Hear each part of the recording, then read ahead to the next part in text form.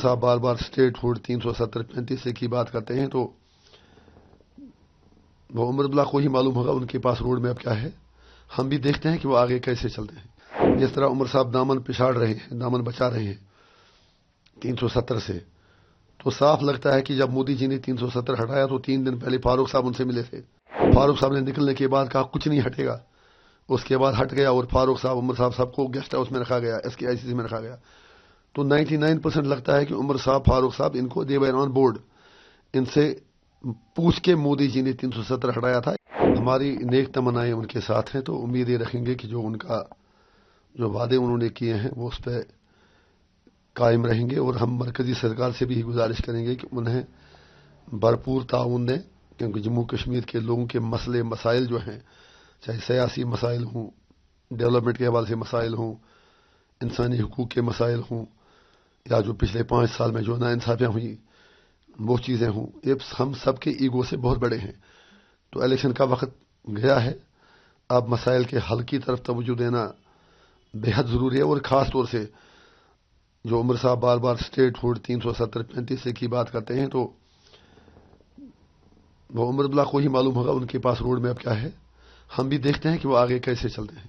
हमें ये भी रिपोर्ट आ रही है कि अगरुल्ला और उमरुल्ला में कुछ खानबान हुई है आर्टिकल्स की, उमर ने बोला कि ये फूलिश है भी मांगना वापस।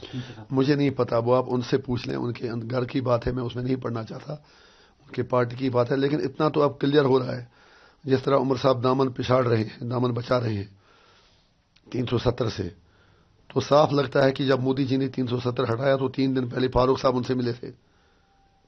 ये मैं आपको बड़ी बात बता रहा हूँ, 3 दिन पहले फारूक साहब उनसे मिले थे। तो फारूक साहब ने निकलने के बाद कहा कुछ नहीं हटेगा, उसके बाद हट गया और फारूक साहब उमर साहब सबको गेस्ट हाउस में रखा गया, SKICC में रखा गया।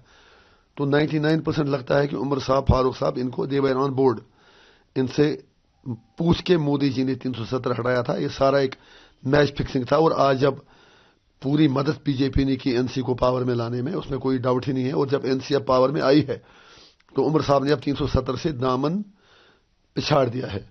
तो लिहाजा आगे देखिए, अभी तो स्टार्ट है, देखते हैं आगे कैसे क्या करते हैं। स्टेट हुड के लिए हमने उनसे रिक्वेस्ट की थी कि आप थोड़ा दबाव बढ़ाएं, आप ओथ ना लें, उन्होंने माना नहीं। तो अब वो उनके पास कौन सी जादुई छड़ी है, वो लोगों को क्या कहते हैं, आने वाला वक्त बताएगा। लेकिन हमारी तमन्नाएं फिर भी उनके साथ हैं और हम चाहेंगे कि वो कामयाब हो जाएं और लोगों के लिए कुछ भला हो। यहाँ पे रिपोर्ट आ रही है कि कांग्रेस गवर्नमेंट में शामिल नहीं होगी, आउटसाइड सपोर्ट करेगी। वो उनसे पता, आप पूछ लीजिए, मुझे उसका क्या पता। कांग्रेस पहले उनको पता नहीं वो क्या कह रहे हैं। कश्मीर में कहते हैं कि 370 वापस आना चाहिए, जम्मू में कहते हैं नहीं स्टेट हुड वापस आना चाहिए, नेशनल लेवल पर कुछ और कहते हैं। उनके चेहरे पर एक नहीं कई निकाबें हैं। समझ ही नहीं आ रहा है कि वो चाहते क्या हैं। They lack consistency, they lack sincerity, they lack commitment and dedication.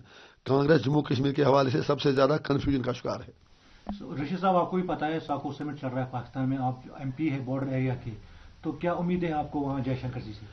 हम ये चाहेंगे कि काश इन दोनों मुल्कों को अकल आ जाए। ये दोनों मुल्क ये समझें कि आप कहते तो सब हैं कि हमसाये बदल नहीं सकते, लेकिन कहने और करने में बहुत फर्क है।